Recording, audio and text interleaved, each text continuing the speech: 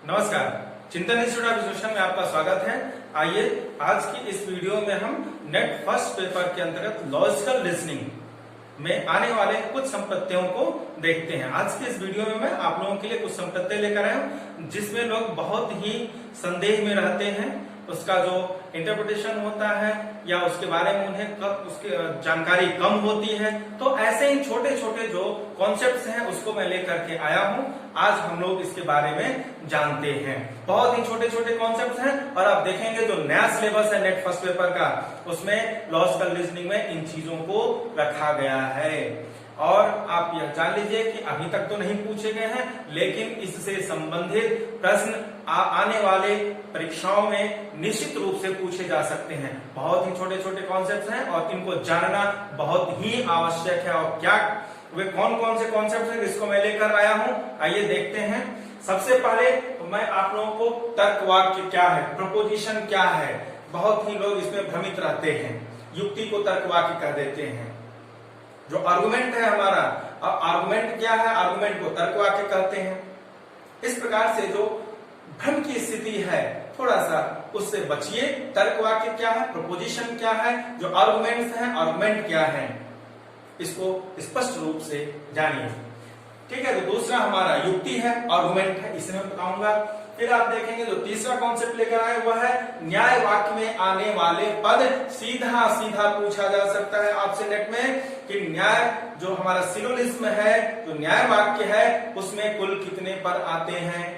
तो आप देख सकते हैं उसमें 3 पद आते हैं, वह मैं आगे बताऊंगा। अगला है न्याय वाक्य में आने वाले तर्क वाक्य। न्याय वाक्य के अंतर्गत जो सिलोजिज्म है उसके अंतर्गत आने वाले जो तर्क वाक्य है उनको क्या नाम दिया गया है, वह भी एक प्रकार से आर्गुमेंट ही होता है। ठीक है, तो आप यह जान लीजिए कि वह जो सिलोजिज्म है हमारा, जो हमारा न्याय वाक्य है, उसमें आने वाले तर्क वाक्यों को क्या नाम दिया गया है, वह आपको जानना महत्वपूर्ण है। फिर इसके बाद आप देखें, अब अवस्था और आकृति, मूड और फिगर, यह भी आप लोगों से पूछा जा रहा है। आपके सिलेबस में आ गया है, सीधा सीधा प्रश्न पूछा जा सकता है। जो हमारा सिलोजिज्म है, न्याय वाक्य है, उसमें कुल कितनी आकृतियां हैं, आप जान लीजिए। टोटल 4 आकृतियां हैं, उसे भी मैं बताऊंगा। और इसके साथ ही साथ मूड की बात होती है, अवस्था की बात होती है, तो टोटल कितनी अवस्थाएं हैं, तो आप जान लीजिए कि हर एक आकृति में 64 अवस्थाएं होती हैं। और यदि आप चारों आकृतियों को देखें तो चारों आकृतियों को मिला करके कुल 256 अवस्थाएं होती हैं। तो इनके बारे में मैं बात करने जा रहा हूं, अंत तक देखिए। एक एक कॉन्सेप्ट बहुत ही महत्वपूर्ण है, इसे मैं आपको बताने जा रहा हूं। ध्यान से देखिए और किसी भी प्रकार के संदेह में नहीं रहिएगा। किसी भी प्रकार की जो त्रुटि होती है उसको करने से बचिए। ध्यान से देखिए, निश्चित रूप से आप इसे जान जाएंगे। आइए मैं स्टार्ट करता हूं। सबसे पहले मैं बताता हूं तर्क वाक्य। तर्क वाक्य क्या है, अब देखिए जो हमारा लॉजिकल रीजनिंग है, इसमें हम विभिन्न वाक्यों के आधार पर हम अनुमान लगाते हैं। तो अनुमान लगाने के लिए जिन प्रमाणों को प्रस्तुत किया जाता है, जो साक्ष्य दिया जाता है, वही साक्ष्य तर्क वाक्य कहलाते हैं। जो हम साक्ष्य देते हैं, जो प्रमाण देते हैं, वही हमारे क्या है, तर्क वाक्य है, प्रपोजिशन है, जो कि किसी भी घटना के लिए या किसी चीज के होने के लिए एक प्रूफ हमारे सामने दे रहे हैं, एक प्रमाण दे रहे होते हैं। ठीक है, तो यह तर्क वाक्य होता है। तर्क वाक्य ऐसे वाक्य होते हैं जो किसी घटना के लिए प्रमाण प्रस्तुत कर रहे होते हैं। फॉर एग्जाम्पल, जैसे मैं यह कहूं कि राम प्रतिभाशाली है। राम प्रतिभाशाली, आप देख सकते हैं,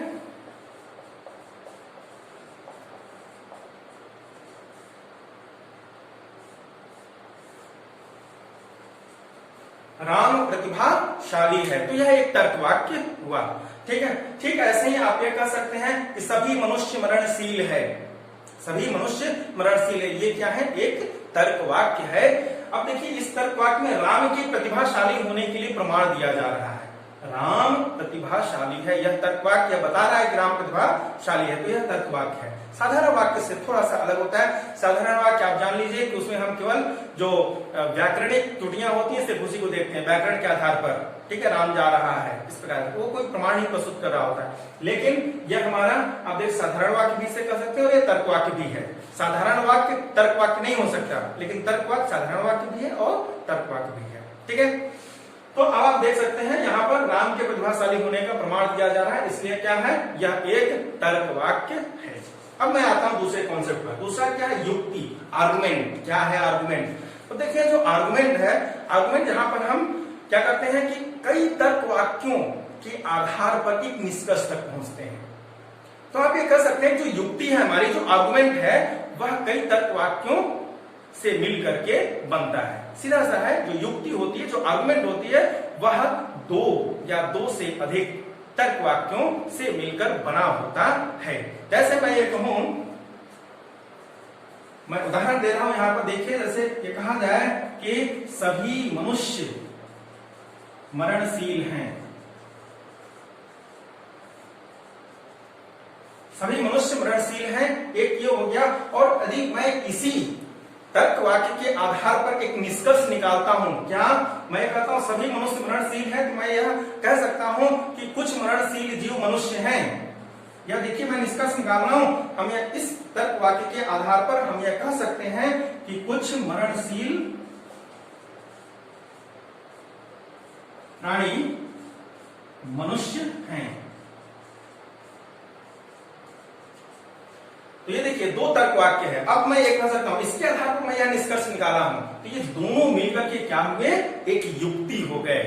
इस निष्कर्ष को प्राप्त किया जा रहा है इस तर्क वाक्य के आधार। दोनों ही तर्क वाक्य हैं, लेकिन इस तर्क वाक्य में यह हमारा क्या हो जाएगा, इस निष्कर्ष के लिए आधार वाक्य का काम कर रहा है। इसके आधार पर यह निष्कर्ष निकाला जा रहा है। ठीक है। तो अब देखिए यह निष्कर्ष है क्योंकि इसके आधार पर हम इसको निकाल रहे हैं और इससे निकाला गया है। तो आप देखेंगे जो भी युक्तियां होती हैं उसमें आधार वाक्य आते हैं और निष्कर्ष आते हैं। दोनों ही तर्क वाक्य है, लेकिन पहले तर्क वाक्य को हम आधार वाक्य कहेंगे, यह हमारा प्रीमाइस होगा, और दूसरा क्या होगा, कंक्लूजन होगा। ठीक है। तो ये तो हुआ हमारा जो युक्ति है, यह दो तर्क वाक्यों का युक्ति। ऐसे ही तीन तर्क वाक्य, तीन से अधिक तर्क वाक्य भी आते हैं युक्ति में। अब इसी की जगह आप ये देख सकते हैं, ऐसे मैं यहां पर ये कहता हूं कि सभी मनुष्य मरणशील हैं, और फिर मैं ये कहता हूं कि सुकरात मनुष्य है, सुकरात मनुष्य है ना, सुकरात मनुष्य हैं। अब ये दो हमारे सामने तर्क वाक्य हैं। इन दोनों तर्क वाक्य के आधार पर जो निष्कर्ष निकलेगा वह क्या निकलेगा, कंक्लूजन निकलेगा कि सुकरात भी क्या है, मरणशील है। यहां यह निकलेगा कि सुकरात जो है हमारे, सुकरात क्या है, वह मरणशील हैं। आप ये देख सकते हैं, ये हमारा निष्कर्ष निकल रहा है। तो ये जो दोनों तर्क वाक्य हैं, इनको हम क्या कहेंगे, आधार वाक्य, और ये क्या हो जाएगा, हमारा निष्कर्ष हो जाएगा। और दोनों आधार वाक्यों में, और यही हमारा जो है आप देखेंगे तीनों अब इस प्रकार के जो होते हैं, यह निगुणात्मक न्याय वाक्य में आते हैं। ठीक है। जहां पर हम किसी भी युक्ति के वैध या अवैध, इनवैलिड, वैलिड होने की बात करते हैं। ठीक है। तो अब आप देखें, यह जो हमारी युक्ति है, जो आर्गुमेंट है, यहाँ पर दो आधार वाक्य और एक निष्कर्ष है। इस प्रकार से आप देखेंगे जो हमारा युक्ति या आर्गुमेंट है वह क्या है, दो से अधिक तर्क वाक्यों से मिलकर के बनता है। तो दो चीजें क्लियर हो गई। आइए अब हम अगले स्टेप पर चलते हैं। हमारा तीसरा न्याय वाक्य में आने वाले पर, जब हम सिलोजिज्म की बात करते हैं, न्याय वाक्य की बात करते हैं, तो वहां पर हम जो निगमनात्मक अनुमान होते हैं उसी पर सारे प्रश्नों को लगाए जाते हैं। निगमनात्मक जो हमारे युक्ति है, हम उनकी बात करते हैं। तो आइए देखिए, मैं यह जो एग्जाम्पल है आपके सामने, इस एग्जाम्पल से मैं आपको बताने जा रहा हूं। देखें, जो भी हमारा एक जो तर्क वाक्य होता है, किसी भी तर्क वाक्य में एक उद्देश्य और दूसरा विधेय ये होता है, और साथ ही साथ कपुला आता है। ठीक है। तीन चीजें होती हैं। लेकिन जब हम मानक आकारों में आते हैं, तर्क वाक्य के मानक आकार आपको मालूम है, पिछले वीडियोस में बता चुका हूं। चार मानक आकार हैं, ए, ई, आई और ओ। ये आप याद कर लीजिए, ए, ई, आई और ओ। ये जो दोनों हैं ये हमारे यूनिवर्सल हैं, और नीचे वाले दोनों पर्टिकुलर होते हैं। और इधर के दोनों, ये दोनों, यह क्या है, ये दोनों सकारात्मक हैं, और इधर के दोनों नकारात्मक हैं। इस प्रकार से हैं, इसको आप याद कर लीजिए। तो आप देखेंगे जब हम मानक आकारों की बात करते हैं, तब अब उसमें उद्देश्य विधेय के साथ ही साथ दो और कॉन्सेप्ट आ जाते हैं, उद्देश्य, विधेय, कपुला, और एक आ जाता है हमारा परिमाण, क्वांटिटी। अंग्रेजी में हम कहेंगे क्वांटिटी, सब्जेक्ट, प्रेडिकेट एंड कॉपुला, ये 4 चीजें आती हैं। तो ये तो रही तर्कवाक्य की बात, या मानक जो तर्कवाक्य है हमारे, जो हमारा कैटेगोरिकल प्रपोजिशन है उसकी बात रही। लेकिन जब हम न्यायवाक्य में आते हैं तो यहाँ पर जो पद है वो 3 आते हैं आपके। देखिए सबसे पहला होता है मुख्य पद, मेजर टर्म, दूसरा है माइनर टर्म, अमुख्य पद, और तीसरा है मध्यम पद, मध्य पद, मिडिल टर्म। ये 3 चीजें होती हैं। तो अब देखिए यह जो हमारा न्याय वाक्य है, इसी से मैं आपको समझाने जा रहा हूं कि मुख्य पद क्या है। तो सबसे पहले देखें जो हमारा आधार वाक्य है, यह हमारा निष्कर्ष हो गया, ये कंक्लूजन है, और ये दोनों हमारे क्या है, प्रीमाइसेस हैं। तो देखिए सबसे पहले मैं बात करता हूं मिडिल टर्म की, मध्यम पद। मध्यम पद क्या है? मध्यम पद दोनों ही आधार वाक्यों में आने वाला पद होता है। मिडिल टर्म आधार वाक्यों में आता है, निष्कर्ष में नहीं आता है। यदि किसी निष्कर्ष में मिडिल टर्म आया तो वह जो हमारी युक्ति होती, जो आर्गुमेंट होगा, जो वह आर्गुमेंट हमारा क्या होगा, वो वैलिड नहीं होगा, इनवैलिड होगा। ठीक है, तो ये जब मैं नियमों को बताऊंगा तो उसमें क्लियर होगा। ठीक है, तो देखिए सब यहां देखें, सभी मनुष्य मरणशील है और सुकरात मनुष्य हैं। तो यहाँ पर आप देखिए मनुष्य यहाँ भी है और मनुष्य यहाँ भी है। तो ये क्या हो गया, यह मिडिल टर्म हो गया हमारा। यह क्या है, मिडिल टर्म है, मध्यम पद है। मध्यम पद वह पद होता है जो आधार, दोनों ही आधार वाक्यों में उभयनिष्ठ होता है। एक बात क्लियर हो गई। अब हम आते हैं मुख्य पद और अमुख्य पद की बात करते हैं। तो देखिए जो हमारा निष्कर्ष होता है, इसमें जो पद आते हैं उसमें से एक मुख्य होता है और एक अमुख्य होता है। अब देखिए जो हमारा निष्कर्ष है, इस निष्कर्ष में आप देखें यहाँ पर यह विधेय पद है और ये उद्देश्य पद है। ठीक है, सुकरात उद्देश्य है और मरणशील क्या है, विधेय है। तो आप देखिए जो हमारा निष्कर्ष है, निष्कर्ष का विधेय पद ही क्या होता है, मुख्य पद होता है। निष्कर्ष का विधेय पद मुख्य पद होता है और निष्कर्ष का जो उद्देश्य पद होता है वह अमुख्य पद होता है। तो आप देखेंगे जो प्रेडिकेट होता है, किसी भी कंक्लूजन का जो प्रेडिकेट है वह हमारा मेजर टर्म होता है, और जो हमारा सब्जेक्ट है वह माइनर टर्म हो जाता है। निष्कर्ष का, कंक्लूजन का जो सब्जेक्ट है वह क्या हो जाता है, जो यह उद्देश्य है वह माइनर टर्म हो जाता है, अमुख्य पद हो जाता है।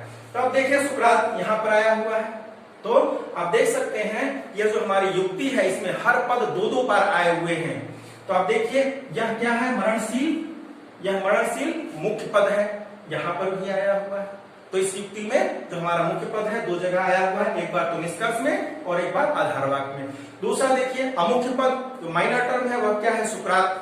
निष्कर्ष का उद्देश्य पद क्या होता है, अमुख्य पद होता है, माइनर टर्म होता है। तो यह है सुकरात, यह क्या है हमारा, माइनर टर्म है। तो आप ये देख सकते हैं ये हमारा हो गया मुख्य पद और सुकरात हो गए अमुख्य पद। ठीक है, तो मरणशील यहाँ आया हुआ है तो यह भी क्या है, हमारा मुख्य पद है, और सुकरात यहाँ आया हुआ अमुख्य पद है। क्लियर? तो आप इस प्रकार से देख सकते हैं कि ऐसे पद जो आधार वाक्यों में उभयनिष्ठ हो वह मध्यम पद है, मिडिल टर्म है, और निष्कर्ष का विधेय पद हमारा मुख्य पद होता है, और जो निष्कर्ष का उद्देश्य है वह अमुख्य पद होता है। आइए अब नेक्स्ट कॉन्सेप्ट पर चलते हैं कि न्याय वाक्य में आने वाले जो तर्क वाक्य हैं वे कौन कौन से हैं। ये हमारा न्याय वाक्य है, इसमें 3 तर्क वाक्य आए हुए हैं। तो आप देखिए लास्ट वाला तो निष्कर्ष है, तो एक होता है हमारा निष्कर्ष। बाकी ये जो दोनों हैं इसमें से एक होता है हमारा मुख्य आधार वाक्य और दूसरा तर्क वाक्य होता है अमुख्य आधार वाक्य। मेजर प्रीमाइस और माइनर प्रीमाइस की बात हम लोग करते हैं। तो देखिए जो पिछला कॉन्सेप्ट था हमारा, निष्कर्ष का विधेय क्या होता है, मुख्य पद होता है। निष्कर्ष का विधेय मुख्य पद है। यह मुख्य पद जिस आधार वाक्य में आएगा उसे हम कहेंगे क्या, मुख्य आधार वाक्य। और आप जानते हैं निष्कर्ष का यह जो उद्देश्य पद है यह क्या है, अमुख्य पद है। तो जिस आधार वाक्य में अमुख्य पद आएगा उसे हम कहेंगे अमुख्य आधार वाक्य। तो इस प्रकार से यह जो हमारा न्याय वाक्य है उसमें जो तर्क वाक्य आते हैं वह 3 प्रकार के तर्क वाक्य होते हैं। पहला है हमारा मुख्य आधार वाक्य। मुख्य आधार वाक्य क्या है, वह आधार वाक्य जिसमें मुख्य पद आया हो। तो देखिए पहले वाले में यह मुख्य पद है मरणशील, पहले आधार वाक्य में मरणशील आया है, तो पहला जो हमारा आधार वाक्य है यह क्या हो जाएगा, यही है हमारा मुख्य आधार वाक्य, मेजर प्रीमाइस। और देखिए यह सुकरात क्या है, निष्कर्ष के उद्देश्य पद पर आए हैं, यह हमारा अमुख्य पद है। अमुख्य पद देखिए दूसरे आधार वाक्य में आया है, तो जिस आधार वाक्य में अमुख्य पद आया होता है वह हो जाता है हमारा अमुख्य आधार वाक्य, माइनर प्रीमाइस। और ये कंक्लूजन है। तो इस प्रकार से आप देखेंगे किसी भी न्याय वाक्य में 3 तर्क वाक्य आते हैं, और वे 3 कौन कौन से हैं, मुख्य आधार वाक्य मेजर प्रीमाइस, दूसरा मुख्य आधार वाक्य माइनर प्रीमाइस, और तीसरा निष्कर्ष। वो क्या क्या है मैं अभी इनको बताया, ध्यान से इसको देखिए। अब नेक्स्ट हम आते हैं अवस्था और आकृति। ये जो हमारा न्याय वाक्य की जो भी ये युक्ति है, ये आर्गुमेंट है, इसका अपना एक आकार होता है, और उसी आकार के अंतर्गत हम मूड और फिगर, अवस्था और आकृति की बात करते हैं। अवस्था क्या है, अवस्था आप देखेंगे, अवस्था जो होता है इसमें जो भी हमारी आर्गुमेंट है, जो युक्ति है, उसमें आने वाले जो तर्क वाक्य हैं उनके मानक आकारों का क्रम ही अवस्था है। जैसे मैं ये कहूं यहाँ पर सभी मनुष्य क्या है, मरणशील है। एक मैं दूसरा एग्जांपल से आपको समझाता हूं, आइए देखते हैं।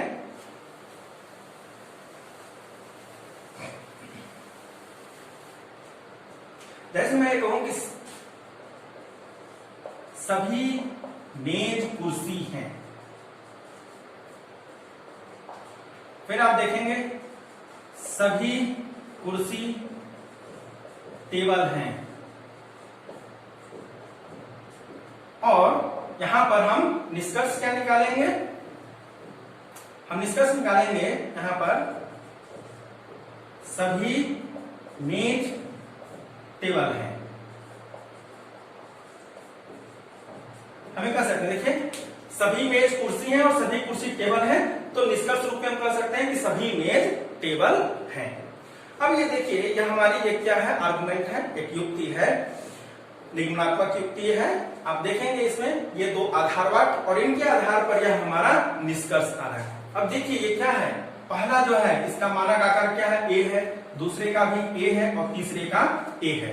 तो यह अवस्था है। इसकी अवस्था क्या, यह जो क्रम आया मानक तर्क वाक्यों का, यही क्रम क्या है, अवस्था कहलाती है। यानी कि इस युक्ति की अवस्था क्या है, ए ए ए। पहला मुख्य आधार वाक्य, दूसरा मुख्य आधार वाक्य और तीसरा निष्कर्ष को बतलाता है। इसी प्रकार से कई प्रकार के आएंगे, हर आकृति में 64 प्रकार की यह अवस्थाएं बनेंगी। आप इसको देख सकते हैं, जैसे ये होता है हमारा ए ए, आई, ए ए, ई, ए ए, ओ, इसी प्रकार से बढ़ते चले जाएंगे। आप देखेंगे कुल 64 अवस्थाएं आएंगी। तो ये तो रही अवस्था की बात। अवस्था क्या है, अवस्था किसी भी युक्ति में जो हमारा मानक तर्क वाक्य है, जिस क्रम में आया उस क्रम को ही हम उस युक्ति की अवस्था कहते हैं, उस न्याय वाक्य की अवस्था कहते हैं। तो ये अवस्थाएं हैं, और किसी भी आकृति में कुल 64 अवस्थाएं होती हैं, और आकृतियां 4 होती है, मैं उसको बताने जा रहा हूं।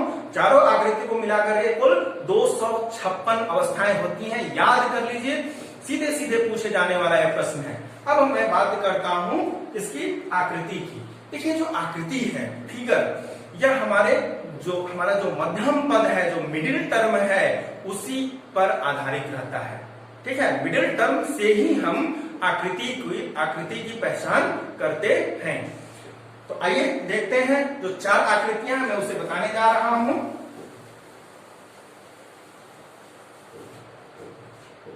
देखें, तो आप देख सकते हैं हमारा जो भी युक्ति है उसमें क्या क्या आते हैं। एक तो मिडिल टर्म है, दूसरा हमारा मेजर प्रीमाइसेस है जिसको कि हम पी से दिखाते हैं, और दूसरा माइनर प्रीमाइसेस है जिसको कि हम एस से दिखाते हैं। तो जो पहली आकृति होती है, पहली आकृति यह कैसा होता है, उल्टा जेड होता है। उल्टा जेड आप इसको इस तरह से बना सकते हैं, ऐसे देखिए, सीधा जेड कैसे लिखते हैं, ये इस प्रकार से लिखी जाती है। तो ये उल्टे जेड में, अब ये देखिए यह जो लाइन मिल रही है यह मिडिल टर्म को दिखाता है। तो ये हो जाता है इस प्रकार से मिडिल टर्म, और यहाँ पर प्रेडिकेट और ये सब्जेक्ट, और इसके बाद जो निष्कर्ष होगा ये आ जाएगा सब्जेक्ट और प्रेडिकेट। तो यह जो आकृति बनी, यह आकृति पहली आकृति है। ठीक है, दूसरी आकृति क्या होती है, वह हमारा आप देखेंगे दूसरी आकृति उल्टा सी आकार की होती है। उल्टे सी हम कैसे लिखते हैं, ऐसे लिखते हैं। तो यह हो जाएगी इस प्रकार से। ठीक है।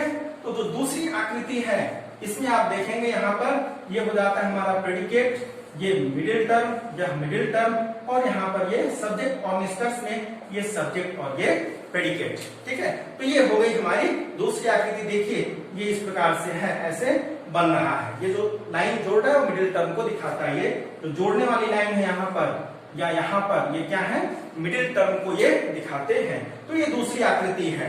इस प्रकार से यहाँ predicate, middle term, subject, middle term और ये सब्जेक्ट प्रेडिकेट। ठीक है, ये मुख्य पद है या मुख्य पद है और ये हमारा निष्कर्ष है। ठीक है, अब हम आते हैं तीसरे। जो तीसरी आकृति है हमारी वह क्या है, सी आकार की होती है।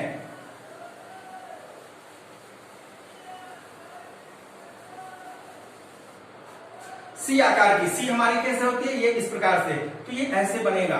ठीक है, यहाँ पर मिडिल टर्म, यहाँ पर मिडिल टर्म, ये प्रेडिकेट और ये सब्जेक्ट, और इस प्रकार से ये हमारा निष्कर्ष आ जाएगा, यहाँ सब्जेक्ट और ये प्रेडिकेट। ठीक है, ये इस प्रकार से ये हमारी तीसरी आकृति है। तीसरी आकृति में मिडिल टर्म देखिए इस तरफ है, यहाँ पर ये सीधा सी होता है। अब चौथी आकृति देखिए, चौथी आकृति कैसी होती है, वह सीधा जेड, जो हमारा जेड हम जो लिखते हैं पहले वाले का जस्ट उल्टा। तो ये हो जाएगा यहाँ पर इस प्रकार से रहेगा, ये मिडिल टर्म, यहाँ पर मिडिल टर्म, ये सब्जेक्ट और ये प्रेडिकेट, और फिर ये निष्कर्ष हमारा आ जाएगा यहाँ सब्जेक्ट और ये प्रेडिकेट, इस प्रकार से। तो ये चार आकृतियां हैं। तो इन्हें आप ध्यान से देखिए, जान लीजिए। सीधा सीधा अगर आपसे पूछा जाए एग्जाम्स में कि कितनी आकृतियां हैं, तो वो 4 आकृतियां हैं। अवस्थाएं कितनी होती हैं, तो हर आकृति में 64 अवस्थाएं और टोटल 256 अवस्थाएं होती हैं। तो इसे ध्यान से देखिए, ये वीडियो को, बहुत ही महत्वपूर्ण वीडियो है। इससे बहुत से प्रश्न पूछे जा सकते हैं। ध्यान से देखिए, आने वाले एग्जाम्स के लिए यह बहुत ही महत्वपूर्ण है। अगली वीडियो में मैं नियम के साथ आऊंगा। जो भी नियम होते हैं वो इन्हीं 4 आकृतियों पर लागू होते हैं। उन नियमों को ध्यान में रख करके ही हम सिलोजिज्म से संबंधित, न्यायवाद से संबंधित जो प्रश्न होते हैं, जो कथन और निष्कर्ष वाले प्रश्न होते हैं, उनको हम लगाते हैं। नियमों को ध्यान में रखना बहुत ही आवश्यक है। उन्हीं के आधार पर तर्क दोषों को ध्यान में रखते हुए हम कहते हैं कि कौन सा जो हमारा न्याय वाक्य है वह वैलिड है या इनवैलिड है, वैध या अवैध, नियमों के आधार पर ही हम निकालते हैं। तो अगली वीडियो जरूर से देखिए, क्योंकि वहां पर मैं नियमों को लेकर के आ रहा हूं। बने रहिए हमारे साथ। यदि ऐसे विद्यार्थी जो पहली बार हमारे वीडियो को देख रहे हैं, वह निश्चित रूप से यह सुनिश्चित कर लें कि सब्सक्राइब करें और हमारे वीडियो को लाइक करें, जिससे कि हम आने वाली जो भी हमारी वीडियोस हैं वह उन तक पहुंचती रहे। धन्यवाद।